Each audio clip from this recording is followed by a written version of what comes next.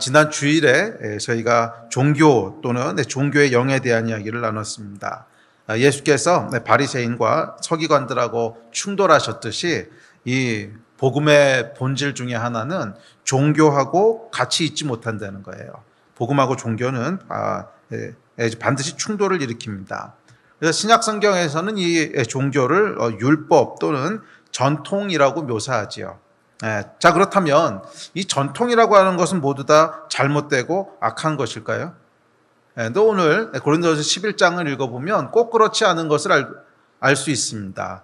사도 바울이 고린도 교회에 이 편지를 쓰면서 모든 전통이 다 악하지 않다는 거예요. 지금 사도 바울이 어떤 전통을 지키는 것에 대해서는 잘하였도다라고 칭찬하고 있습니다. 그래서 오늘은 이 전통과 복음의 관계에 대해서 함께 살펴보면서 저와 여러분 가운데 지켜야 될 전통은 어떤 것이고 또 지키지 말아야 될, 지키지 않는다기보다는 복음을 방해하고 복음을 가로막는 그런 전통은 어떤 것인지 이 전통과 복음에 대한 그 영적 원리를 함께 살펴보려고 합니다. 자, 영적 원리에 대한 강해가 지금 시작된 지 19번째고요. 오늘 이제 30번째 원리를 살펴보려고 합니다. 자, 전통에 대한 영적인 원리입니다. 자, 전통이라고 하는 것의 사전적인 정의를 살펴보면 이렇습니다. 역사적으로 전승된 물질 문화, 사고와 행위 양식, 사람이나 사건에 대한 인상, 갖가지 상징군. 이것이 그 전통이라는 거예요. 그러니까 전통이라고 하는 것은 시간이 흐르면서 우리 안에 어떤 당연하다고 생각하는 어떤 행위들 또는 당연하다고 생각하는 어떤 생각들, 당연하다고 생각하는 어떤 상징들, 또 꼭 그렇게 해야만 된다고 물려받아 왔던 어떤 전통적인 그 행사 또는 양식, 그런 것 전부 다 전통이라는 거죠. 자, 그래서 사회에도 교회에도 전통이 있을 뿐만 아니라 각 개인이나 우리가 모이는 셀에도 전통이 있습니다. 그렇죠? 사전적인 정의에 의하면 오랜 시간이 지나다 보면 그 안에 굳어졌다는 표현은 좀 그렇죠. 좋은 전통도 있으니까 그 안에 형성된, 그래서 모든 사람이 그거 그냥 그렇게 하는 게 맞아, 또는 모든 사람이 따르는 어떤 방식 또는 따르는 어떤 양식, 예식, 예를 들어서 주일날이 되면 다 주일 예배를 드리러 교회를 모입니다. 이런 것도 전통이죠. 오랜 세월이 지나면서 주일날은 크리스천들은 다 같이 교회에 모여서 예배를 드려야 돼. 또 예배 드릴 때 보면 중간에 목사님이 나오셔서 말씀을 전하십니다. 예배에는 왜 꼭 말씀을 전해야 되는가? 종교개혁 때부터 쭉 이어져온 어떤 전통이지요. 근데 이런 전통은 저희가 지키면 좋은 전통이라고 생각하기 때문에 깨지 않고 계속 지키는 것입니다. 자, 이렇듯이 긴 역사가 아니라도 셀 모임을 한 1년, 2년 하다 보면 그 안에 사람들이 가지게 되는 전통이 있죠. 우리 셀은 모이면 집에 가서 모여야 돼. 또는 셀 모임을 하면 반드시 끝나고 나서 통닭을 먹어야 돼. 하여간 뭐든지 간에 전통이라는 게 있지 않겠습니까? 또 셀 모임뿐만이 아니라 가정에도 전통이 있습니다. 가정생활을 쭉쭉 하다 보고 자녀들이 태어나고 자녀들이 거기서 자라나고 하다 보면 그 집안에서는 당연히 지켜야 되는 어떤 전통이 있지 않습니까? 그러니까 예를 들면 귀가 시간은 10시까지로 해야 된다든지, 아니면 집안에서는 뛰어다니면 안 된다든지, 음식을 먹을 때는 흘리면 안 된다든지, 이런 전통들이 있지요. 또 개인적으로도 전통이 있습니다. 근데 개인적인 전통은 보통 습관이라고 부르긴 하는데, 오랜 세월 지나다 보면 내가 당연하다고 생각하는 어떤 행동들, 습관들, 또 내 안에 있는 가치관들, 이런 것들도 다 전통하고 맞물려 있겠죠. 자, 그래서 전통이라고 하는 것은 뭐냐면 오랜 시간 반복하다 보니까 당연하다고 생각하게 되는, 당연하다고 하는 게 중요합니다. 당연하다고 생각하게 되는 어떤 행위 또는 방식, 어떤 의식, 또는 사고방식, 상징, 사람이나 사건에 대한 판단 기준, 이런 것들이 모두 전통에 해당하는 것들입니다. 자, 오늘 본문에 보시면 이 유대인들에게도 전통이 있었는데, 그것은 여자는 머리를 짧게 자르지 않고 길러야 된다는 것과, 또 공예배 때는 반드시 여자가 머리에 수건 같은 걸 이렇게 쓰고 왔어야 된다는 거예요. 그래서 오늘날도 카톨릭 미사 드릴 때 보면 이렇게 쓰고 나오잖아요. 그렇듯이 여자들은 반드시 머리를 길게 길러야 됐고 또 긴 머리에다가 수건 같은 걸 이렇게 쓰고 공예배를 나왔다는 거예요. 자, 그런데 고린도 교회 안에서 이 전통을 가지고 논란이 일었습니다. 아니, 그리스도인들에겐 자유가 있는데 아니, 굳이 여자가 뭐 이런 거 꼭 쓰고 나와야 될 필요가 있나? 안 쓰고 나오면 안 되나? 뭐 이런 거 가지고 논쟁이 붙였던 것 같아요. 예. 그런데 이 논쟁은 조금 더 본질적으로는 전통과 복음에 대한 논쟁이었습니다. 아니, 우리에게는 복음이 있는데 이 복음은 자유하게 하는 것이고 율법에 관한 것이 아닌데 굳이 반드시 여자는 이런 형태로 예배를 드려야 돼? 이런 것을 따라갈 필요가 있는 거야? 그런 복음 안에 있는 자유함과 율법 또는 전통과에 대한 그 전통을 따라야 되는 건가 하는 것에 대한 충돌이 있었습니다. 충돌이 있어서 이제 그 안에 이슈가 됐는데, 자, 결론부터 말씀드리면 바울은요 그 전통을 지키는 게 옳다고 얘기를 합니다. 바울은 그 전통을 지키는 게 옳다고 얘기를 해요. 11장 2절에 보면 이렇게 얘기하죠. 시작. 너희가 모든 일에 나를 기억하고 또 내가 너희에게 전하여 준 대로 그 전통을 너희가 지킴으로 너희를 칭찬하노라. 바울이 전통을 지킨다고 칭찬한다는 거예요. 그래서 모든 전통이 다 복음을 가로막고 방해하는 것은 아니란 사실을 알 수 있습니다.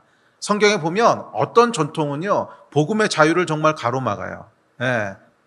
우리가 지난주에 살펴봤던, 주일날 살펴봤던 이 율법, 그러니까 바리새인들과 서기관들로 대표되는 율법 같은 경우에는 복음의 생명을 어떤 하는 거, 하지 않는 거, 뭐 그런 율법적인 행위로 다 대체해 버리지요. 그렇게 함으로 말미암아 그 안에 있는 진짜 영적인 생명력들을 다 죽게 만드는 종교 또는 종교의 영. 그렇게 이 복음하고 충돌하는 율법이 있는가 하면 또 어떤 율법은요 충돌하는 것이 아니라 오히려 그것을 지킴으로 유익이 되는 율법이 있다고 하는 것을 오늘 본문 말씀을 통해서 알게 됩니다. 그래서 이 모든 전통이나 의식이 다 영적인 것을 방해하는 것은 아니라는 거예요. 오히려 아무런 전통도 없고 아무런 의식도 없다면, 아무런 예식도 없다면 그것은 아주 무질서한 난장판이 되지 않겠습니까? 그런데 영적이라고 하는 것은 무질서한 난장판은 아니거든요. 영이라고 하는 것은 질서를 따라가게 돼 있고 질서의 하나님이시지 그냥 무질서하게 아무거나 마음대로 하는 이런 것을 영적이라고 그러진 않습니다. 그리고 만약 이런 모든 형식과 모든 전통을 다 무의미하고 나쁜 것이라고 한다면 아마 우리 신앙생활하기 참 어려울 거예요. 뭐 주일날 모이는 시간도 정해놓으면 시간은 왜 정해놓냐, 아무 때나 편한 때 오면 되지. 뭐 이러면 우리가 어떻게 모임을 갖겠어요? 또 예배에 나와서도 어떤 사람은 예배에 나오면 기도 먼저 해야 된다고 그러고 어떤 사람은 자유가 있는데 왜 꼭 기도로 시작하냐 그러고 또 어떤 사람은 먹는 게 중요한데 오면 성도에 교제하면서 먼저 먹어야 되지. 이러면은 여러분 이게 뭐가 되겠습니까? 네, 뭐 당연히 불가능하죠. 그래서 모든 전통과 모든 어떤 예식, 의식들을 전부 다 종교야, 종교의 영이야, 그러고 폐해버리면 사실은 우리 신앙생활을 할 수가 없게 됩니다. 그래서 그 중에 어떤 것들은 우리의 본질적인 복음과 충돌하는 것이 있는 반면 어떤 것들은 지키는 게 유익한 것들이 있다는 거예요. 지키는 게 유익한 것이 있다는 거예요. 자, 그래서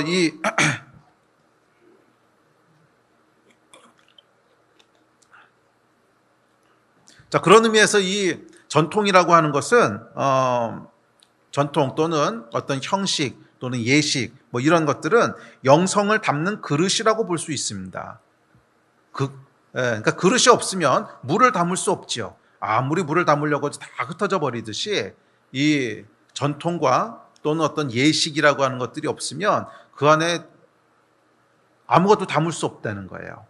뭐 개인적으로도 마찬가지입니다. 매일 아침 일정한 시간에 일어나서 말씀과 기도를 하는 전통, 이 개인적인 전통을 습관이라고 했죠. 이런 개인적인 전통 또는 습관을 생각해 보십시오. 이것이 있어야 영성이 담기지, 그렇지 않고 아무런 이런 규율이 없어. 그래서 나는 그냥 일어나면 아무 때나 기도하고 싶을 때 기도하고 뭐 아무 때나 기도하기 싫으면 안 하고 자유로워. 그러면 여러분 이게 영적으로 그러니까 이 사람이 성장할 수 있을까요? 아니요. 적어도 제 경험에 의하면 불가능합니다. 제 경험에 의하면 반드시 사람은요 딱 정해져 있는 어떤 영적인 포맷이 필요해요. 난 매일 아침 이 시간은 하나님과 함께 보내는 시간으로 떼어놓겠습니다. 그리고 그 시간 안에서 정말 하나님과 교제하려고 애쓸 때, 노력할 때 그 안에 영성이 담길 수 있지요.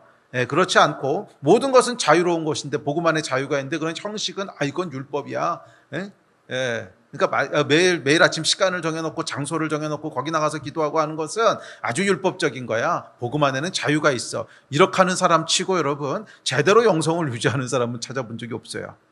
반드시 우리 삶에는 어느 정도의 규율이 필요하다는 거예요. 자, 그런 의미에서 이 전통 또는 어떤 의식들은 영성을 담는 그릇이 될 때가 있습니다. 자, 그러나 동시에 이 바리새인과 서기관들의 율법에서 보듯이 전통은 때론 영을 대체하고 가로막는 방해물이 되는 것도 사실입니다. 자, 그렇다면 어떤 율법은 우리가 지켜야 될 율법이고 어떤 율법은 영을 가로막는 그런 방해물이 되는 전통일까요? 자, 이것은 그 전통이 어떤 전통이냐에 딸린 것이 아니에요. 많은 경우 거기 딸리지 않았습니다. 그럼 무엇에 딸렸느냐? 그 전통을 사람들이 어떻게 인식하느냐에 딸렸어요. 잘 따라오시기 바랍니다. 어떤 전통을 우리가 지켜야 되는 전통이고 어떤 전통은 영을 가로막는 전통일까 하는 것은 그 전통 자체에 선한 거, 악한 거가 내재되어 있는 것이 아니라 그 전통에 대해서 바라보는 사람들이, 그 전통을 따르는 사람들이 무엇이라고 인식하고 있느냐, 그 전통을 바라볼 때 무엇을 생각하고 그 전통을 행할 때 뭐라고 이해하고 그걸 행하느냐, 거기에 달려 있다는 거예요. 그것에 따라서 이제 어떤 전통은 지키고 따라가면 아주 도움이 되는 전통이 되기도 하고, 또 똑같은 전통인데 어떤 사람에게는 그것이 우리의 영을 오히려 죽이는 종교가 되기도 하고 그렇다는 거예요. 자, 예를 들어서 앞서 살펴봤던 고린도 교회에 여자가 머리에 수건 쓰는 문제를 생각해 봅시다. 이 초대교회 당시에 헬라 문화가 있었는데 그 문화는 뭐냐면 여자들은요, 머리를 짧게 자르거나 머리를 가리지 않은 여자는 매춘부밖에 없었어요. 그러니까 이런 상황에서 이 문화로 인해서 사람들의 인식은 수건을 쓰지 않은 여자, 그러면 적어도 정상적인 여자라고 생각을 안 하는 거야. 수건을 쓰지 않은 여자, 그러면 저 여자는 뭔가 좀 문제가 있는 여자야. 그러니까 매춘부든지 아니면 뭐 성적으로 좀 문제가 있는 여자든지 뭐 그렇다고 생각했다는 거야. 이것이 그 당시에 수건을 쓰느냐 쓰지 않느냐 하는 것을 이해하는 인식이었어요, 사람들의. 자, 이 인식으로 인해서 공예배 때에 여자가 수건을 쓰지 않고 나오면 어떨까요? 그 모인 사람들이 수건을 쓰지 않은 여자를 딱 봤어. 그럼 뭐라고 인식할까요? 아니, 저 여자는 왜 저렇게 하고 교회를 나오는 거야? 이렇게 인식하지 않았겠어요? 저 여자는 도대체 왜 저렇게 하고 교회를 나오는 거야? 오늘날로 치면 이거 비슷한 거예요. 교회를 나왔는데, 아니, 저 여자는 왜 술집 여자처럼 하고 교회를 나왔어? 뭐 이거하고 비슷한 거야. 사람들의 인식이 그렇다는 거예요. 자, 그런데 시대가 바뀌고 그에 따라서 문화가 바뀝니다. 문화가 바뀌고 나면 그것을 바라보는 사람들의 인식도 바뀌죠. 그렇게 되면 뭐 긍정적이었던 전통도 방해가 되는 전통이 될 수도 있고, 또 반대로 뭐 방해가 되는 거였는데 나중에 문제가 되지도 않을 수 있고, 뭐 이렇게 된다는 거예요. 그래서 그 주변에 있는 사람들이 그 전통을 어떻게 인식하느냐에 따라서 결국 이것이 결정이 됩니다. 자, 수건 안 쓴 여자는 매춘부라고 하는 문화. 그 문화 아래서 인식은 예배 때 수건을 안 쓰는 것을 통해서, 수건을 쓰는 것을 통해서 초대교회 때는 사람들에게 수건 쓴 여자를 봤을 때 어떤 마음을 리마인드 하겠어요? 아, 그렇지. 적어도 우리가 하나님 앞에서는 거룩함을 유지해야 되는 거지. 그런 마음들을 리마인드 한단 말이에요. 그러니까 도움이 되겠어요? 안 되겠어요? 도움이 되지요. 적어도 하나님 앞에 나와서 수건 쓰고 온 사람들을 봤을 때, 또는 스스로 수건을 쓰는 것을 통해서 맞아, 우리가 하나님 앞에서 깨끗함을 유지해야지, 거룩함을 유지해야지, 정숙해야지 하는 것을 리마인드하게 됩니다. 자, 그런데 시간이 많이 흘렀어요. 오늘날이 됐어요. 그런데 만약에 자매들이 수건을 쓰고 예배를 드리러 온다. 그럼 그걸 바라보는 사람들은 어떻게 인식을 할까요? 저 수건은 왜 쓴 거지? 아이, 몰라. 수건 안 쓰면 예배 못 들어오게 하니까 그냥 쓰게 하는 거지 뭐. 수건 안 쓰면 못 들어오게 하니까 쓰는 거지 뭐. 종교가 돼버린 거야. 수건 쓴 것을 통해서 맞아, 정말 하나님 앞에서 우리 마음을 거룩하게 유지해야지 하는 그런 영적인 어떤 유익이 돌아가는 것이 아니라 저 수건은 왜 쓴 거지? 아무리 생각해봐도 모르겠어. 근데 뭐 안 쓰면 애가 예배를 못 들어오게 왜? 예. 할 수 없이 쓰자 뭐. 쓰는데 왜 쓰는지는 몰라. 생각하지 마. 원래 예배 들 때 그냥 써야 되는 거야. 그럼 여러분 그게 뭐가 되는 거예요? 종교 행위가 되는 거죠. 왜 하는지는 몰라. 그런데 안 하면 안 된대. 그러니까 그냥 해. 이런 게 종교가 되는 거예요.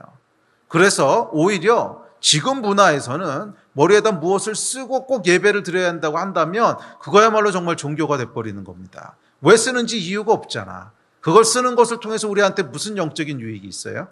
아무런 영적인 유익이 없지. 그리고 왜 쓴다고 어떻게 설명을 해요? 설명해도 사람들이 별로 이해할 수 있는 게 없어. 근데 왜 써야 되지? 몰라, 그거 안 쓰면 안 된대. 뭐예요? 우리가 하나님 앞에서 어떠한 마음과 영으로 나가야 되는가 하는 것을 가르치지 않고 그냥 그렇게 해야 되는 거래. 안 하면 안 되는 거래. 종교를 가르치고 있는 거예요. 오히려 시대와 문화가 지나면 그 당시에는 굉장히 좋았던 것이 지금은 영을 가로막는 것이 될 수 있다는 거예요. 자, 이것은 무엇에 의해서 결정되는 거예요? 똑같이 수건을 쓰는 행위였지만 그 행위에 의해서 결정되는 것이 아니라 그 행위를 사람들이 어떻게 인식하느냐에 따라서 그 시대의 문화와 그 시대의 인식에 따라서 이제 바뀌는 거예요.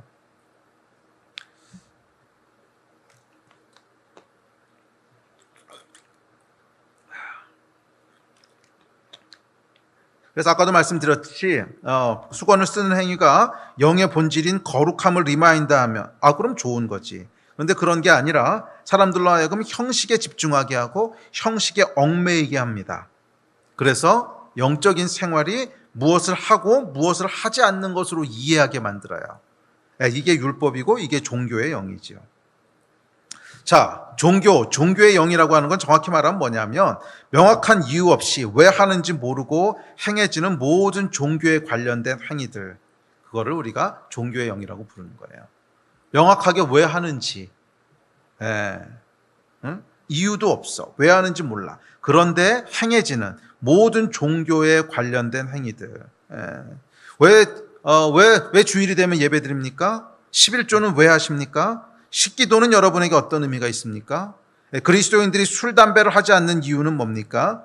이 모든 것이 여러분에게 구체적인 이유와 구체적인 설명이 따르지 않는다면 미안하지만 여러분 종교하고 있는 거예요. 식기도 할 때 여러분 그 식기도는 어떤 마음으로 하세요? 많은 경우 이거 별 생각 없이 하거든. 크리스찬이기 때문에 식기도를 안 해본 적이 없어. 특별히 어렸을 때는 그냥 식기도 안 하면 야단 맞고 그러니까 무조건 했어. 그러다가 어느새 전통이 돼버린 거죠. 그래서 식기도 할 때 여러분 진짜 그 마음 가운데 이 먹을 것을 다 주신 하나님께 진심으로 감사하구나 이러고 식기도를 한다면 그것은 좋은 전통입니다. 매번 식사할 때마다 우리 안에 하나님에 대한 감사를 일깨우잖아요. 그런데 아무 상관 없이 이건 뭐예요? 지금 종교의 영에게 끌려다니고 있다는 뜻이야. 그게 반복되면 종교의 영에게 끌려다니게 되는 거예요.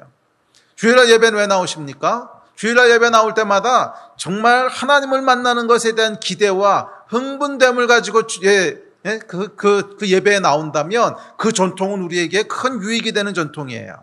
그런데 그냥 모태신앙으로 엄마 따라서 계속 그냥 교회를 다녔어. 그래서 주일날 교회를 안 가면 뭔가 이상하고 허전해. 그래서 그냥 자동적으로 주일이 되면 나도 모르게 교회로 그냥 가 있어. 이렇다면 여러분 그것은 지금 종교를 하고 있는 거예요. 종교의 영이 그러니까 그것들이 계속 반복되면요 결국 종교의 영이 그 사람을 꽉 붙잡게 돼요. 그래서 종교의 영은 뭐냐면 무엇을 하고 하지 않고 하여간 이유 없이 뭔가를 반복하는 것을 통해서 어떤 종교적인 안정감을 가지려고 하는 거야. 아니 여러분 복음은 그런 것이 아닙니다. 복음은 살아계신 하나님과의 살아계신 성령님과의 살아있는 인카운터지 무엇을 하고 하지 않는 것을 통해서 심리적인 안정감을 갖는 게 아니에요. 종교가 있다면 여러분 벗어버리시고 살아있는 생명 앞으로 나오시게 되기를 주의 이름으로 축복하고 도전합니다. 그래서 어떻게 보면 이 인터넷 예배가요 이 그러니까 코로나 사태를 통해서 하나님께서 이거를 점검하시는 것 같아요. 그 전까지는 우리가 너무 당연하게 생각하고 있었잖아. 뭐 주일 되면 예배 나오는 거고, 금요일에 예배 나오는 거고, 뭐 나오기 싫어도 뭐 그냥 안 나오면 안 되니까 나오고, 뭐 셀 모임도 당연한 거고, 기도실도 당연한 거고, 모든 게 당연했는데 어느 날 갑자기 하나님께서 코로나 바이러스라고 하는 걸 허락하셔서 모든 것이 다 스탑되게 되고 당연하다고 생각했던 것들을 할 수 없게 되니까 여러분 어떤 게 일어나세요? 그게 뭐였지? 하는 생각을 한 번 더 해보게 되지 않습니까? 주일 예배라고 하는 건 나한테 도대체 뭐였지? 셀 모임이라고 하는 건 나한테는 어떤 의미였지? 기도실에서 우리가 기도한다고 하는 건 무슨 의미였지? 한 번 더 고민해 보게 되고, 또 각 가정마다 인터넷으로 예배 드리는 것을 통해서 습관적이고 의미 없이 예배 드리던 사람들은요 아마 예배 안 드릴 거야. 그런데 그 예배 안 드려도 뭐 아무도 주변에서 뭐라 그럴 사람도 없잖아. 일부러 찾아서 이것을 켜고 예배를 드리고 그래야만 주님 앞에 나올 수 있게 되잖아요. 어쩌면 이것이 우리 안에 있는 종교화되어 가고 있던 것들을 다시 깨우는 하나님의 은혜인 줄 믿습니다. 습관적이고 그냥 해오던 일이라서 하던 일들을 멈추게 하심으로 말미암아 우리로 하여금 다시 한번 마음을 가지고 정말 찾아서 갈망함을 가지고 하나님 앞에 나오도록 다시 깨우시는 그런 하나님의 은혜의 기간인 줄로 믿습니다. 그렇지 않으십니까, 여러분? 각 가정에서 예배 드리시면서 그런 마음들 들지 않으세요? 정말 갈급함. 예배라고 하는 게 진짜 그런 의미였구나. 셀 모임이라고 하는 게 정말 그런 거였구나. 그런 것들을 다시 한번 느끼고 생각하게 되지 않습니까? 이게 여러분, 하나님께서 이 특별한 기간을 통해서 우리 안에 덕지덕지 붙어있던 종교의 영들을 털어내시고 정말 순전한 생명으로 다시 한번 부르고 계신 은혜인 줄로 믿습니다. 하나라도 여러분 우리 안에 붙어있던 종교가 있다면 오늘 다 털어버리시기를 예수의 이름으로 축복하고 도전합니다. 의미 없이 행하고 있던 일들, 습관적으로 행하고 있던 일들이 있다면 다시 한번 예수 그리스도 앞에 다 털어버리시고 내가 그 일을 왜 행하는지를 다시 한번 주님 앞에서 고민하시고 생각하시고 그래서 간절함과 믿음과 갈망을 가지고 하나님 앞에 나가시게 되기를 주의 이름으로 축복합니다. 뭐 식기도부터 시작하세요, 여러분. 식기도는 무슨 마음으로 지금까지 하셨어요? 그 마음부터 회복하자는 거야. 식기도하는 것이 어느새 종교가 되어 있지는 않습니까? 식기도할 때마다 진짜로 하나님께 대한 감사가 우리 안에서 올라와야 정상 아닙니까? 그렇지 않다면 그것이 오히려 우리의 영을 죽이고 있다는 거야. 주일 예배도 마찬가지고 주일 예배를 지키는 것이 어느새 형식이 돼 있고 어느새 그냥 해야 되는 습관이 돼 있다면 아니요, 여러분. 진짜로 하나님을 향한 갈망과 믿음을 가지고 나와야 되는 그 마음이 우리 안에서 다시 한번 회복돼야 된다고 믿습니다. 이 특별한 코로나 기간이라고 하는 것을 통해서 우리 하나님께서 그 일들을 우리 가운데 이루시고 계신 줄로 믿습니다. 자, 그래서 익숙하게 여기던 이 모든 것들이 우리 안에 새롭게 되기를 다시 한번 축복합니다. 예배 한 번을 드리더라도 익숙한 매너리즘으로 드리는 것이 아니라 새롭고 흥분되는 마음으로 셀 모임 한 번을 하더라도 익숙함과 매너리즘 속에서 그냥 행해지는 것이 아니라 마치 처음 모이는 모임 같은 기대와 흥분됨으로 모이는 이것이 여러분 성령 안에 행해지는 일의 특징인 줄로 믿습니다. 성령께서 행하시는 일의 특징은 뭐냐 하면 여러분 아침마다 새롭고 늘 새로운 거야. 아침마다 새롭고 늘 새로운 거야. 이게 여러분 시편 기자의 고백이잖아요. 분명히 이 시편 기자는 매일 아침 하나님 앞에 나가서 기도하고 노래했어. 매일 아침 하나님 앞에 나가서 예배했어. 그런데도 놀라운 것은 아침에 나갈 때마다 새롭더라는 거야. 아침에 나갈 때마다 새롭고 늘 새롭더라는 거야. 이상하지요? 사람이 말이에요, 여러분. 똑같은 행동을 계속 반복하면요, 새로움은 없어집니다. 익숙해져요. 그리고 매너리즘에 빠지게 되는 것이 정상인데 이것은 땅의 일의 특징들이고 영의 일은요, 전혀 다른 특징을 가지고 있어. 영의 일은 전혀 다른 특징을 가지고 있는데 똑같은 일을 매일 행해도 아침마다 새롭고 또 새로워요. 이것이 영의 특징이야. 육과 영이 다른 거야. 만약 여러분 가운데 하나님을 섬기는 일이 뭐 말씀이 됐던 기도가 됐던 모임이 됐던 교제가 됐던 무엇이든지 간에 하나님을 섬기는 이 일이 어느새 익숙해지고 매너리즘에 빠졌다. 그러면은요, 육으로 하고 있는 거예요. 육으로 하고 있다고 하는 건 뭐냐 하면 종교의 영이 어느새 우리를 붙잡고 역사하고 있다는 뜻이야. 육으로 살아가도록. 영은 여러분 그렇게 움직이지 않습니다. 영은 여러분 똑같은 일들을 1000년, 만년, 10만 년을 해도요, 지루하지 않은 게 영이에요. 그래서 아침마다 새롭고 늘 새로운 거야. 만약 그렇지 않다면 여러분, 영원한 천국이라고 하는 것이 어떻게 천국이겠어? 영원한 천국에서 우리가 하는 일들은 그 영원이라는 시간을 하다 보면 얼마나 지루하겠어. 그건 여러분 육의 일이기 때문에 그런 것이고, 영의 일은요 전혀 다른 성격을 가지고 있어. 10년, 100년, 1000년을 했어도 다시 하나님 앞에 나가서 우리 영이 움직이기 시작하면 또 새롭고 또 새로워. 아침마다 새롭고 늘 새로우니. 할렐루야. 여러분 그렇지 않습니까? 제가 예수님 만난 지 이제 35년 돼 가는 것 같아요. 35년 돼 가는데 35년 동안 매일 하나님의 말씀을 묵상하고 매일 성경을 읽고 매일 기도하고, 성경을 여러분 제가 몇 번을 읽었겠어요? 진짜 몇 번 읽었, 수십 번, 수백 번 읽었을 거예요. 수십 번, 수백 번 읽었는데 다른 책을 그렇게 읽었으면 지루해서 못 읽어. 지루해서 못 읽어. 저는요, 영화도 2번 안 보는 사람이에요. 책을 2번 본 책은 진짜 거의 없어요. 2번 이상 본 책은. 교과서 말고는 거의 없고. 소설책 중에 2번 이상 본 건 삼국지가 유일한 것 같아요. 삼국지도 한 서너 번 보면 질려. 그런데 성경은 여러분 수십 번, 수백 번 매일 보는데 정말 놀라운 게 뭐냐면 오늘 아침에 말씀을 펼쳐서 읽기 시작할 때도 제 안에 기대와 흥분이 있는 거예요. 아침마다 새롭고 늘 새로우니. 와우, 이게 하나님의 말씀이구나. 이야, 그렇지. 하나님 이런 분이시지. 참 신기하지 않습니까? 수십 번 해왔던 일들, 수십 년 해왔던 일들이 전혀 지루하지 않은, 이게 영이에요. 아침마다 새롭고 늘 새로우니. 이게 영의 특징이야. 만약 여러분들이 지금 행하시고 있는 종교, 기독교에 관련된 일들 중에 새로움이 느껴지지 않는 일이 있다면 조심하십시오. 지금 영이 움직이고 있지 않은 거야. 적어도 그 일은요, 영이 아니라 육이 하고 있는 거야. 적어도 그 행동은 참된 복음이 아니라 율법 또는 종교로 행하고 있는 일이야.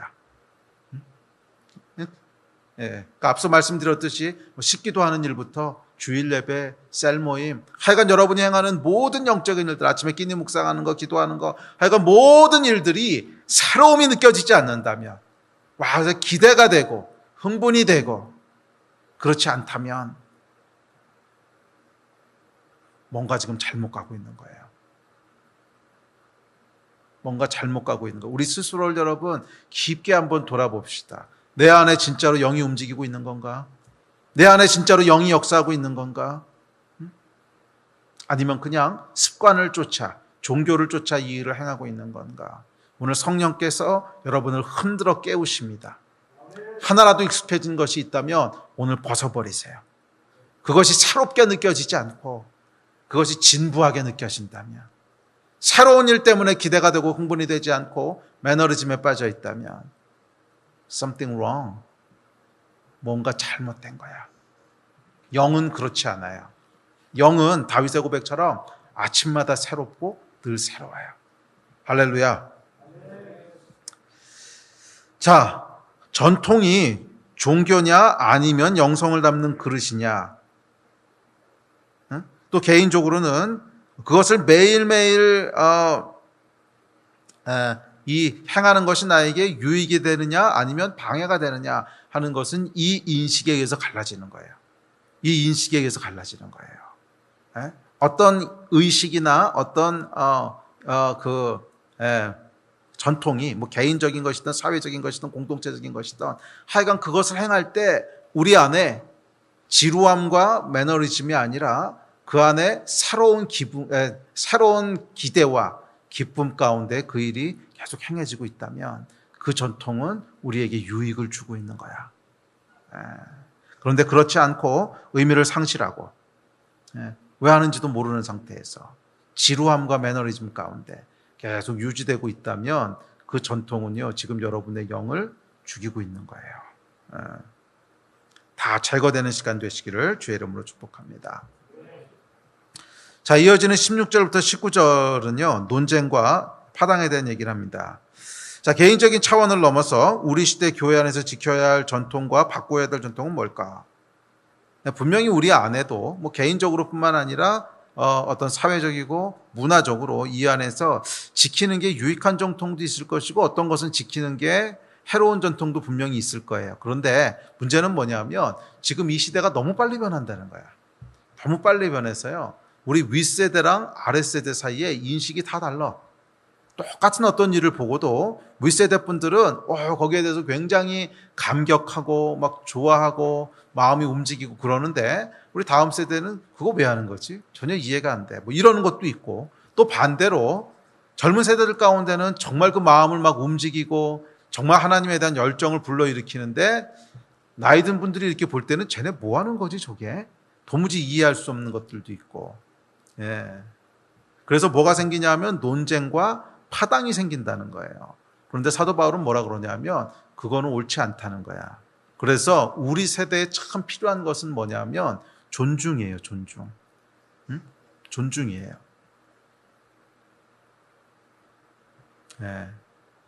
고기를 먹는 자도 주를 위해서 먹고 먹지 않는 자도 주를 위해서 먹지 않는다 그랬잖아.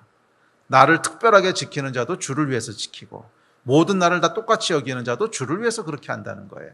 존중하는 것이 필요해요. 특별히 부모 세대를 존중하고 또 자녀들을 이해하는 이 존중이 어떻게 보면 전통보다도 훨씬 더 중요한 것 같아요. 성경에서 그 얘기를 하고 있습니다. 우리 안에 전통에 대해서 이건 절대로 해야 돼, 절대로 하지 말아야 돼 그렇게 규정 짓기보다 그것을 그 사람이 왜 하고 있는가, 왜 하지 않고 있는가, 뭐 죄에 대한 얘기를 하는 것이 아닙니다. 전통이라고 하는 것은 과거에 좋았던 것인데 지금 하고 있는 걸 얘기하는 것이지 뭐 죄 짓는 거를 전통이라고 얘기하면 그거 완전히 다른 얘기예요. 과거에 좋았던 건데 지금은 그 의미를 잃어버려서 그냥 습관적으로 하고 있는 걸 전통이라고 하죠. 그런데 어떤 사람은 그 의미를 안 잃어버렸을 수도 있거든. 또 반대로 어떤 사람은 그거 하면 아무런 그런 도전도 못 느낄 수 있고 그런 것들을 존중하는 문화가 교회 안에 참 필요하다고 믿습니다. 자, 31번째 원리로 넘어갑시다. 자, 이런 전통에 대한 이해 속에서 계속 이어서 사도 바울이 하고 있는 것이 이제 성만찬에 대한 겁니다. 그럼 이 성만찬이라고 하는 전통을 어떻게 이해하고 적용할 것인가 하는 구체적인 이야기로 이제 들어갑니다. 자, 그 본문에 보면 첫 번째로 전해주는 메시지는 이 성만찬이라고 하는 것은 지켜야 될 전통인 성만찬을 통해서 전통 또는 의식을 종교가 아니라 영으로 우리가 행할 때 그것이 우리에게 실질적으로 어떤 유익을 주는지를 또한 이야기합니다. 자, 성만찬에 대한 이야기를 같이 나누고 우리 미리 광고 드렸듯이 오늘은 성찬식을 합시다. 그래서 인터넷으로 성찬식 해본 건 정말 처음인데 그럼에도 불구하고 하나님께서 동일하게 역사하실 줄 믿습니다. 자, 이 성찬에 대한 고린도전서 11장의 이 가르침이 이제 세 가지가 있는데 첫 번째는 뭐냐면 이 성만찬은요 모든 시대 모든 문화 속에서 지켜야 될 전통이라는 거예요. 그러니까 앞서 살펴봤던 머리를 기르고 머리에 수건을 쓰고 하는 것은 모든 시대 모든 문화 속에서 지켜야 될 전통은 아니지요. 그 당시에 그 여인들이 수건을 쓰지 않은 여인은 매춘부라고 하는 인식 때문에 생겼던 것이지 뭐 그런 인식이 없어진 시대나 문화에서는 그렇게 특별히 필요한 어떤 전통은 아니라는 거예요. 그에 비해서 성만찬이라고 하는 것은 시대와 세대를 불문하고 다 같이 지키기를 권면하는 이제 그런 전통이라는 거예요. 전통에 대해서 이렇게 얘기합니다. 26절에 보면 시작. 너희가 이 떡을 먹으며 이 잔을 마실 때마다 주의 죽으심을 그가 오실 때까지 전하는 것이니라. 그러니까 주님 오실 때까지 이거 하라는 거거든. 주님 오실 때까지 하라는 거예요. 이런 전통은 몇 개 없어요. 성경에서는 저희는 두 가지가 이런 끝까지 지켜야 될 전통이라고 믿는데, 하나가 침례고 또 하나가 성만찬이죠. 이 두 개 말고는 문화와 시대에 관계없이 끝까지 지키라고 얘기한 명령 없어요. 이 두 가지밖에 없어요. 근데 그 중에 하나가 성만찬인데, 이 성만찬을 끝까지 지켜야 되는 이유는 뭐냐면, 먹고 마시는 이 행위는요, 시대와 문화와 별 상관이 없다는 거야. 먹고 마시는 것이 의미하고 상징하는 것은요, 시대나 문화가 바뀌어도 별로 달라지지 않는다는 거야. 그렇지 않습니까? 먹는 거, 마시는 거에 대해서 시대가 지난다고 해서 전혀 다른 의미를 부여하거나 그거를 전혀 다른 방식으로 이해하게 되거나 이렇지 않다는 거지. 그냥 인간에게 먹는 거, 마시는 거는요, 항상 거의 똑같은 어떤 의미를 갖는다는 거예요. 어떤 시대나 어떤 문화든지. 그렇지 않습니까? 그러니까 인간의 기본적인 필요를 채우기 위한 것이고, 또 먹는 것을 통해서 우리의 생명이 유지되고, 또 그것을 통해서 우리 안에 기쁨을 주고, 뭐 그런 의미들이요, 어느 시대 어느 문화든지 간에 거의 바뀌지 않습니다. 이 먹는 것을 여러분 막 죄악시하는 문화, 이런 문화는 없죠.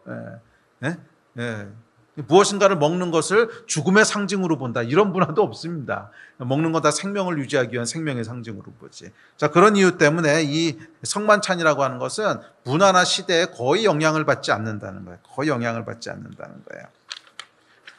자, 그렇다면 이 성만찬이 의미하고 있는 내용은 뭘까요? 24절, 25절이 성만찬의 의미를 이렇게 얘기합니다. 24절, 25절 읽어봅시다. 시작. 축사하시고 떼어 이르시되 이것은 너희를 위하는 내 몸이니 이것을 행하여 나를 기념하라 하시고, 식후에 또한 그와 같이 잔을 가지시고 이르시되 이 잔은 내 피로 세운 새 언약이니 이것을 행하여 마실 때마다 나를 기념하라 하셨으니. 자, 성만찬의 의미는요, 기념하는 거예요. 기념. 기념한다라고 하는 것에 그 히브리 원어를 보면 기억하고 지킨다, 이런 뜻이에요. 기억해서 지킨다, 이런 뜻인데, 무엇을 기억하고 지키는 것입니까? 두 가지를 기억하고 지키라 그러는데, 첫째는 떡을 떼면서 이는 내 몸이니, 이렇게 말씀하셨어요. 즉 떡은 무엇을 상징하는 거냐면, 예수께서 십자가에서 몸을 찢으심으로 너희를 구원한 것, 그것을 기억하고 지키라는 거야. 그거는 잊어버리면 안 된다는 거야. 왜? 우리의 구원에 대한 거니까. 이해가 되십니까? 네. 내가 너희를 위해서 십자가에서 내 몸을 찢었어. 그래서 너희에게 생명을 주는 거야. 그래서 떡을 떼서 우리가 먹을 때, 예수 그리스도께서 그 몸을 찢으심으로 나에게 생명을 주셨구나. 이 먹는다고 하는 건 항상 어떤 문화나 뭐에 관계된 거야? 생명에 관계된 거지. 먹지 않으면 죽으니까 생명을 주셨구나 하는 것을 리마인드하라는 거예요. 기억하고 지키라는 거야. 두 번째는 뭐를 기억하라는 거예요? 잔을 가지고 이르시되 내 피로 세운 새 언약이니, 그러셨어요. 이 새 언약이라고 하는 것은 뭐냐면, 구약 예레미야서 31장 31절부터 34절에 의하면 그 법을 마음에 두는, 더 이상 돌에 새긴 율법이 아니라 너희 마음 가운데 내 율법을 새기고 마음으로 그것을 지키게 하고 내 영을 너희 안에 주리라 약속하신 예레미야의 그 약속을 새 언약이라고 불렀어요. 신약에서도 마찬가지입니다. 고린도후서에 보면 이렇게 얘기합니다. 3장 6절입니다. 시작. 그가 또한 우리를 새 언약의 일꾼 되기에 만족하게 하셨으니 율법 조문으로 하지 아니하고 오직 영으로 함이니. 율법 조문은 죽이는 것이요 영은 살리는 것이니라. 새 언약이 뭐예요? 예수 그리스도께서 죽으시고 부활하심으로 말미암아 우리 가운데 내주하시게 된 성령님에 대한 얘기야. 너희 안에 내 법을 둘 거야. 너희 안에 내 법을 둘 거야. 또 고린도후서에서는 율법의 조문이 아니라 영으로, 우리 안에 내주하시는 영으로 우리를 살리신다는 거야. 이게 새 언약이에요. 그래서 잔이 상징하고 있는 건 뭐냐면 예수 그리스도의 피를 상징하는데, 그것을 마심으로 말미암아, 그렇지, 성령께서 지금 내 안에 거하시고 계시지, 이 잔을 내가 마시면 그 포도주가 내 안에 거하게 되시시, 성령께서 예수의 흘린 피로 말미암아 내 안에 거하시게 되는 거지. 이 새 언약을 기억하라는 거야. 이 두 가지가 여러분 성찬에 담긴 의미라는 거예요. 예수 그리스도께서 그 몸을 찢기심으로 우리를 구원하신 십자가를 기억하고 지키고, 또한 새 언약, 그 죽으신 보혈로 말미암아 우리 안에 내주하시게 된, 우리 안에 거하시는 성령님, 그분을 기억하고 지키라는 거예요. 그것이 성만찬의 의미입니다. 그것을 기념하라는 거예요. 기억하고 계속 지켜나가라는 거예요. 자, 성만찬은 여러분 이에 대한 올바른 인식 속에서 행해져야 됩니다. 그래서 27절, 28절, 29절은 거기에 대한 것을 경고하고 있습니다. 네. 올바른 인식을 가지고 성만찬을 행해야 된다는 거예요. 이렇게 얘기합니다. 시작. 그러므로 누구든지 주의 떡이나 잔을 합당하지 않게 먹고 마시는 자는 주의 몸과 피에 대해 죄를 짓는 것이니라. 사람이 자기를 살피고 그 후에야 이 떡을 먹고 이 잔을 마실지니 주의 몸을 분별하지 못하고 먹고 마시는 자는 자기의 죄를 먹고 마시는 것이니라. 자, 이게 말을 이상하게 썼지만 그 얘기예요. 성만찬에 대한 올바른 이해를 가지고 참여해야 된다는 거야. 올바른 반응을 가지고 참여해야 된다는 거야. 네? 그러니까 이것을 그냥 단순히 그리스도인들 가운데 행하는 종교 행위로 이해한다거나, 아니요, 그러면 안 되고 성만찬에 대한 올바른 이해, 그 앞에서 뭐라 그랬어요? 예수 그리스도의 십자가와 내 안에 내주하시는 성령님, 그것에 대한 기대를 가지고, 그것에 대한 믿음을 가지고, 새로움을 가지고 기억하고 지키는 이것을 가지고 성만찬에 임해야지, 그렇지 않고 잘못된 이해 또는 아무런 생각 없이 그냥 성만찬에 임하면 안 된다는 거예요. 예. 죄를 짓는 거라는 거예요. 그리고 이어지는 30절에서는 그 결과를 이렇게 얘기합니다. 시작. 그러므로 너희 중에 약한 자와 병든 자가 많고 잠자는 자도 적지 아니하니. 제가 이 말씀을 묵상하다가요, 정신이 번쩍 들었어요. 이게 도대체 무슨 말이지? 가만히 있어봐. 그러면 성만찬을 똑바로 시행하면 약한 자, 병든 자, 잠자는 자가 없다는 뜻이잖아. 네. 그런 얘기잖아요. 지금 성만찬을 잘못된 태도를 가지고 해서 그 결과 너희 중에 약한 자와 병든 자와 잠자는 자가 많도다, 이렇게 말씀하셨단 말이에요. 네, 제가 예전에 읽을 때는 이건 그냥 심각하게 안 읽고 이렇게 지나갔어. 근데 요번에 이 말씀을 묵상하면서는요, 성령께서 제 안에 이렇게 탁 치시는 게 있었어요. 감독님, 이게 무슨 얘기야? 그러면 성만찬을 종교로 대하지 않고 그냥 교회에서는 때가 되면 한 번씩 해야 되는 거, 이렇게 이해하지 않고 진짜로 그 안에 영을 가지고 우리가 성만찬이라고 하는 전통을 지키면, 진짜 영을 가지고 지키면 약한 자, 병든 자, 잠자는 자가 없다는 뜻이잖아요. 성만찬에 영적인 능력이 있다는 거잖아. 약한 자를 회복시키는 능력, 병든 자를 치료하는 능력, 잠자는 자를 깨우는, 영적으로 각성하는 능력, 그 능력이 있다는 거잖아. 왜 그렇죠? 십자가에서 우리의 모든 죄와 저주를 담당하셨으니까. 그거를 진짜 믿음으로 대하면서 성만찬을 하면 당연히 그 믿음이 역사하는 거 아니야? 이제 아나요? 또 내 안에 성령께서 계시다고 하는 것을 진짜 우리가 믿고 인식함으로, 성만찬을 행할 때 그걸 기억하는 게 우리의 목적이라는 거잖아. 성만찬을 행할 때는 그것을 인식하고 기억하는 게 목적이야. 기억하고 지키라, 기념하라. 그래서 진짜로 성만찬을 이렇게 행하면서 그렇지, 내 안에 성령께서 계시지, 그걸 진짜로 인식하면요, 당연히 성령께서 행하시는 우리의 영을, 잠자는 영을 깨우시고, 우리 안에 연약한 것들을 회복시키시고, 또 우리 안에 병든 것들을 고치시는 이 성령의 역사가 당연히 나타나는 거 아니겠어요? 물론 이것이 성만찬이라고 하는 어떤 행위 자체에 있는 매직을 얘기하는 게 아닙니다. 그 행위를 행하는 것을 통해서 떡을 떼고 이걸 하고 하는 것을 통해서 우리 안에 마술 같은 일이 일어난다, 이런 뜻이 아니라, 이 성만찬은 제대로 인식하고 기억하기 위한 거라며, 기념하기 위한 거라며, 그게 전통이야다. 그래서 그 전통을 행할 때 우리가 무엇을 인식하는 거예요? 맞아, 십자가에서 나의 모든 죄와 질병과 저주를 다 처리하셨지. 찢기는 떡을 보면서 그것을 진짜 믿음으로 인식하면 당연히 우리 안에 믿음의 역사가 일어나는 거지. 그게 성만찬의 능력인 거지. 또 잔을 가지고 우리가 들이키면서, 그렇지, 예수 그리스도의 보혈, 그 보혈이 우리 안에 성령께서 임하시는 길을 여셨지. 맞아, 내 안에 성령께서 계시지. 그거를 인식하는 순간 우리 안에 성령의 역사를 경험하게 되는 거 아니겠어요? 이게 성만찬을 주신 진짜 이유라는 거야. 아멘. 이 오늘날 여러분, 우리 안에 가장 쉽게 종교화되는 것 중 하나가 이 성만찬 아닙니까? 가장 쉽게 종교화되지 않습니까? 성만찬을 행할 때 말이에요, 그 안에 실제로 어떤 영적 능력이 있는지, 그것을 행할 때 우리 안에 성령께서 어떻게 움직이실지 이런 거 별로 깊게 생각 안 해. 기대도 그냥 많이 하지 않아. 네? 절기가 되면, 또는 때가 되면 그냥 우리 안에 그냥 교회에서 어차피 한 번씩 하는 거야. 별로 깊게 인식하지 않고 그냥 교회에서 절기 때마다 한 번씩 하는, 이건 정확히 종교지. 이렇게 성만찬 행하면 안 되는 거잖아요. 이렇게 행하면 안 되는 거잖아. 근데 너무나 쉽게 우리 안에 종교가 돼버려. 근데 성경은 그렇게 얘기하지 않아요. 성만찬은 단순한 종교 의식이 아니라는 거야.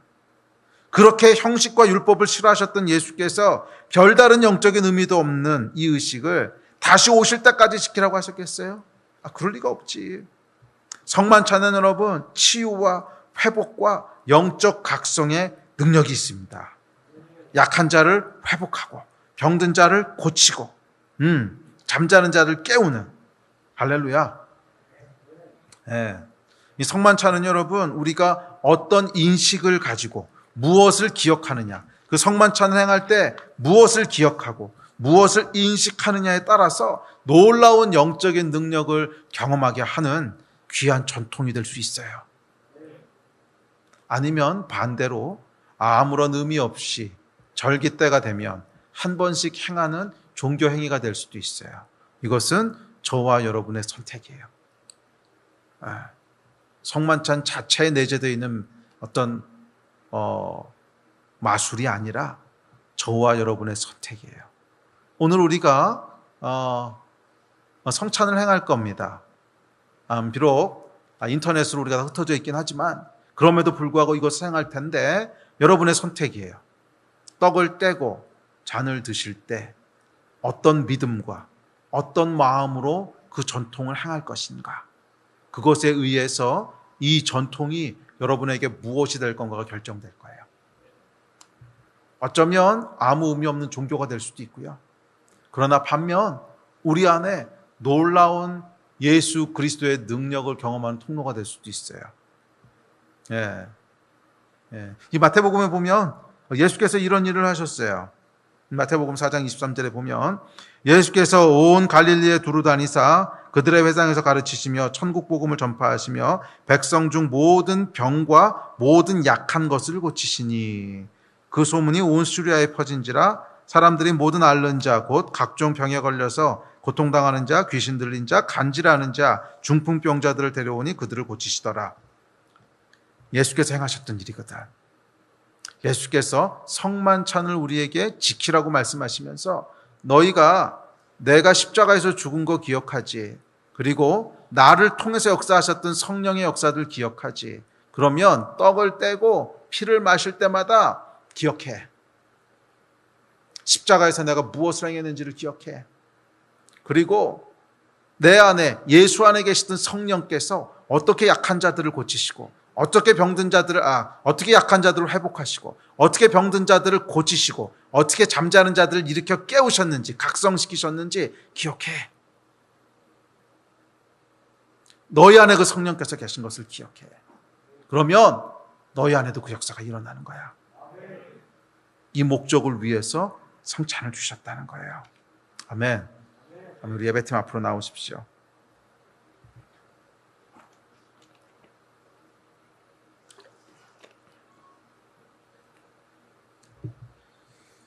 그러면 여러분, 올바른 인식, 올바른 믿음, 올바른 기대를 가지고 우리가 성만찬이라고 하는 전통을 대할 때 그것은 단순한 종교 행위가 아니라 2000년 전 예수 그리스도께서 행하셨던 그 일, 십자가에서 행하신 그 놀라운 구원의 역사, 성령을 통해서 일하셨던 놀라운 치유와 회복과 각성의 역사들이 우리 안에도 동일하게 재현된다는 거예요.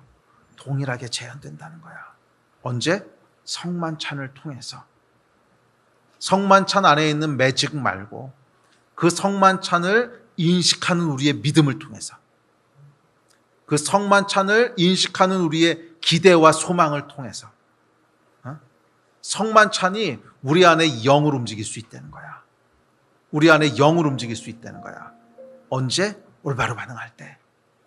믿음과 소망과 기대를 가지고 그 전통에 반응할 때 우리 안에 영이요 움직인다는 거예요. 우리 안에 영이 움직인다는 거야.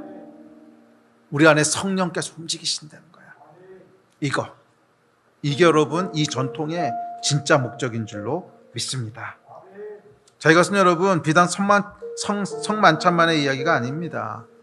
시작할 때도 말씀드렸지만 예배도 마찬가지고 헌금도 마찬가지고 셀 모임도 마찬가지고 심지어 식기도도 마찬가지고 우리가 행하던 모든 종교의 탈을 벗어버리고 영으로 움직이기 시작할 때, 영으로 반응하기 시작할 때, 의미도 모르고 기대도 없이 행해지는 수많은 종교의 영을 벗어나 성령으로 움직이기 시작할 때, 영으로 움직인다고는 구체적으로 믿음으로 움직이는 거고요. 익숙함을 벗어나 기대와 소망으로 움직이는 것이고, 그럴 때 이 전통들은 매일 행하는 식기도조차 아침마다 새롭고 늘 새롭다고 고백하게 되는 놀라운 영의 통로가 됩니다. 식기도할 때마다 여러분 이 고백이 나오시게 되기를 주의 이름으로 축복합니다. 와, 아침마다 새롭고 늘 새로우니. 네, 여러분 우리 안에 있는 모든 종교를 벗어버립시다. 모든 종교를 벗어버립시다. 예배를 나오고 셀 모임을 하고 심지어 식기도를 하더라도 그 안에 믿음과 진심과 마음을 담아서 그냥 하던 거니까 그러고 하지 말고 정말 우리의 마음을 담아서 그 일들을 하기 시작할 때요, 우리 영이 움직이기 시작할 거예요. 제가 마음 담아서 하시라는 얘기를 계속 하는데, 헌금을 하더라도 마음을 담아서, 예배를 드리더라도 마음을 담아서, 식기도를 하더라도 마음을 담아서, 성만 찬으라도 마음을 담아서, 그렇게 하지 않으면요, 그것은 그냥 육으로 행하는 종교에 그치지만 정말 마음을 담아서 움직일 때는 그 일이 우리의 영을 움직이는 놀라운 통로가 되는 거예요. 이 복을 누리시게 되기를 주의 이름으로 축복합니다. 우리 성찬을 좀 하려고 합니다. 준비되셨습니까? 네, 우리 각 가정마다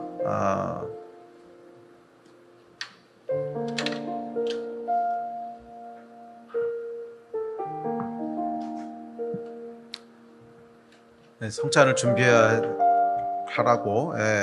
광고를 드렸습니다. 여러분 준비되셨습니까? 또 한 번의 종교 행위가 되진 않도록 합시다. 또 한 번의 종교 행위가 되진 않도록 합시다.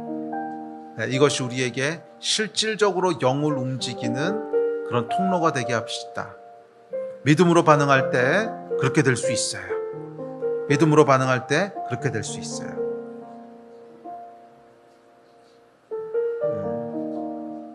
우리 잠깐 기도하시고 우리 성찬에 함께 참여하실 텐데, 성경에서 약속했듯이 이 성찬을 대하는 우리의 영의 태도에 의해서 저와 여러분 안에 있던 연약함들이 회복되고, 질병 때문에 고통받으시는 분들이 있다면 오늘 치유가 일어날 겁니다. 또 영적으로 눌려 있거나 영적으로 잠자고 있는 분들이 있다면 오늘 깨어나게 될 겁니다. 아멘. 믿으십니까? 믿으셔야 됩니다. 그것이 올바른 태도입니다. 잠깐 기도하십시다. 하나님, 오늘 성경의 약속대로 예수께서 명령하신 대로 저희가 성찬에 참여합니다. 이 성찬에 참여하는 것이 또 한 번의 종교행위가 되지 말게 해 주시고, 고린도전서에서 약속하셨듯이 우리 안에 영을 경험하게 되는, 우리 안에 예수께서 행하셨던 회복과 치유와 각성의 역사가 일어나게 되는 그런 영의 시간이 되게 하여 주시옵소서. 그 일을 행하신 주님을 신뢰합니다. 예수 그리스도의 이름으로 기도했습니다. 자, 성경 한 장 같이 읽겠습니다.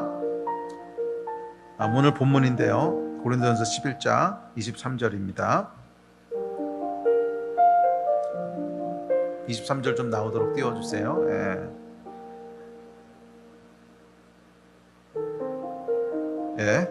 내가 너희에게 전한 것은 주께 받은 것이니 곧 주 예수께서 잡히시던 밤에 떡을 가지사 축사하시고 떼어 이르시되 이것은 너희를 위하는 내 몸이니 이것을 행하여 나를 기념하라 하시고, 우리 각자 준비한 떡을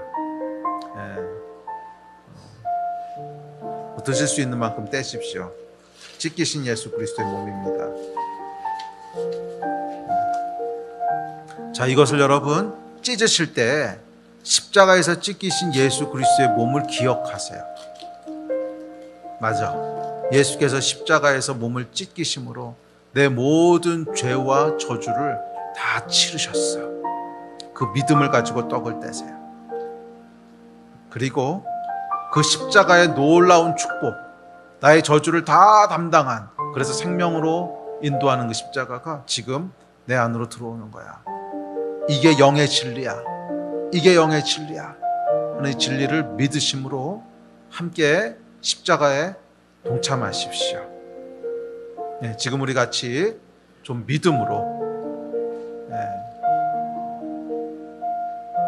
동참합시다. 한 번 더 기도할게요. 하나님, 찢기신 예수 그리스도의 십자가를 우리가 믿습니다. 이 십자가의 구원이 우리 안으로 들어갈 때에 저희 안에 참된 구원과 모든 저주가 떠나가는 회복과 모든 어두움들이 다 물러가게 되는 십자가의 은혜가 임하게 될 줄로 믿습니다. 우리의 영이 자유케 될 줄로 믿습니다. 그 일을 행하여 주시옵소서. 예수 그리스도의 이름으로 기도합니다. 우리 몸에 참여하십시다.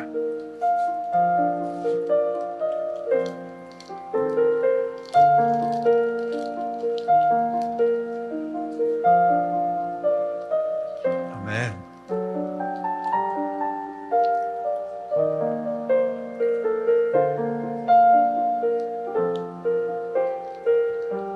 (25절입니다) 식후에 또한 그와 같이 잔을 가지시고 이르시되 이 잔은 내 피로 세운 새 언약이니 이것을 행하여 마실 때마다 나를 기념하라 하셨으니.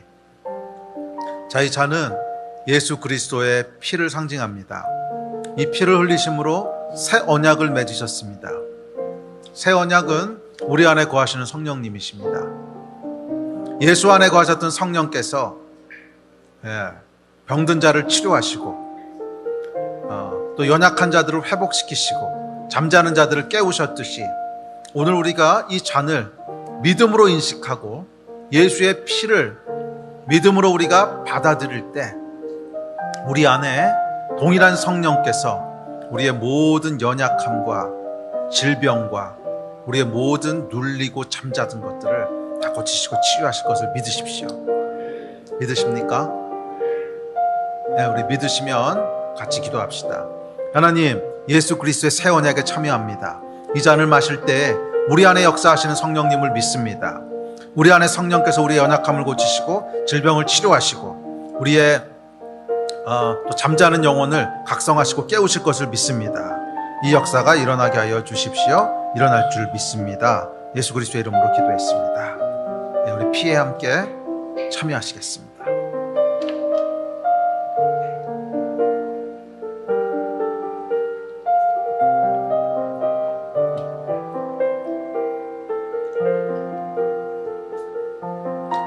우리 성찬에다 참여하셨으면 우리 자리에서 같이 좀 일어나서 기도하고 예배합시다.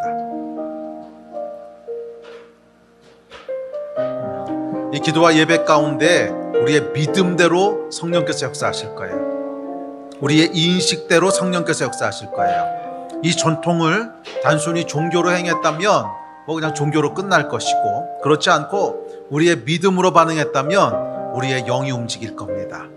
그리고 그 영은 고치시고 회복하시고 깨우시는 영이세요. 우리 믿음으로 같이 좀 기도하고 예배했으면 좋겠습니다. 우리 같이 먼저 잠깐 기도하십시다. 기도하실 때 믿음의 고백들을 좀 하십시오. 하나님, 단순한 종교가 아니라 이 안에서 역사하는 이 전통을 통해 역사하신 하나님의 역사가 지금 일어날 줄로 믿습니다. 혹시 여러분 가운데 질병이 있으시면 질병 있는 부위에 손을 얹고 기도하십시오. 예수께서 치료하실 줄 믿습니다. 또 여러분 안에 눌려 있거나 침체되어 있는 것들이 있다면 오늘 예수의 이름으로 회복을 선포하십시오. 성령께서 하실 겁니다. 우리 같이 믿음으로 주여 한번 크게 부르짖으시고 합심해서 기도하십시다. 기도하시겠습니다. 주여!